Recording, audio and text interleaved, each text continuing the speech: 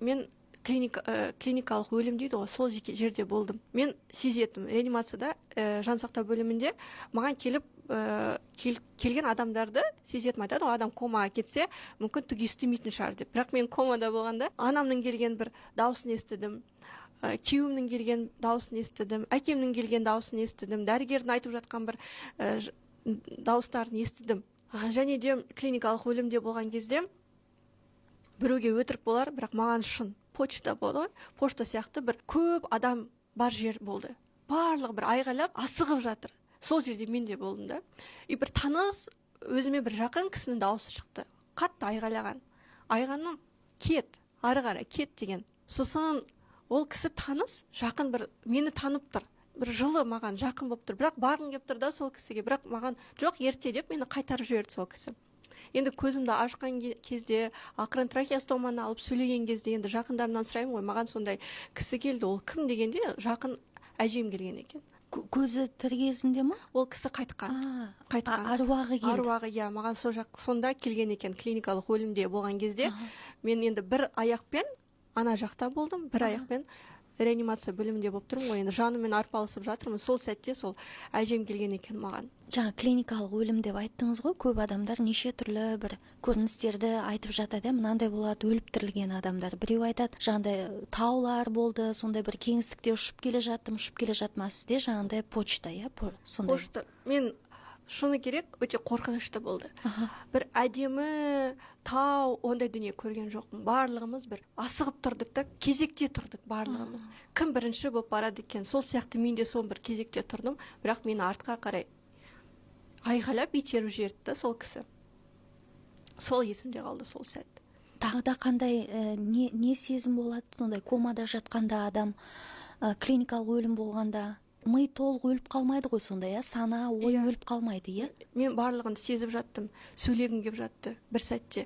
Не айтып жатсыңдар, мен мұндамын ғой деп. Жан, мен мұндамын ғой, сөйлесші мен. Содан кейін тағы да бір реанимацияда, жансақтау бөлімінде өте қорқынышты бір сәт болды. Мен енді ең ауыр пациент болғасын, блокта жаттында менің светімді өшіреді, бірақ үлкен залдағы светтер жарық жанып тұрады. Менің жарығым сөнген кезде маған бір аруақтар келетін, дыбыстар шығатын деп, мысалы. Сосын мен ұйықтай алмайтын, қорқатынмын қатты.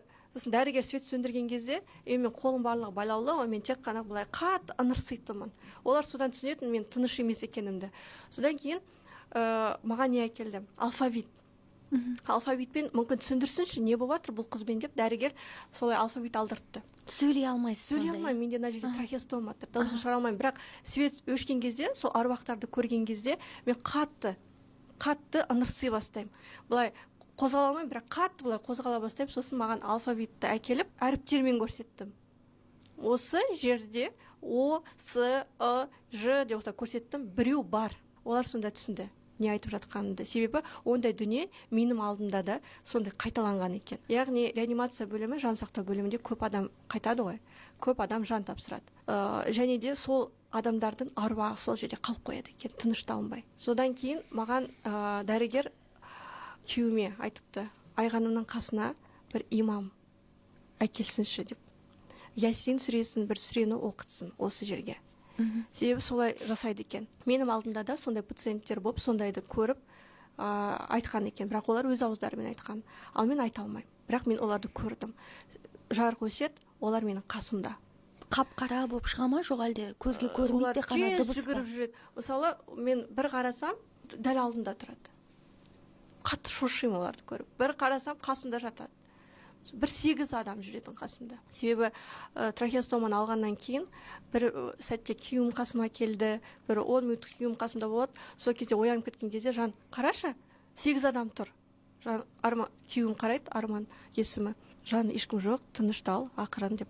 Содан кейін маған қатты бір антидепрессанттар бере бастады. Психологтар келіп жұмыс жасады, қатты антидепрессант беріп, ұйықтататын дәрі беріп отырды. Содан кейін күйеуім сол имамды шақырды.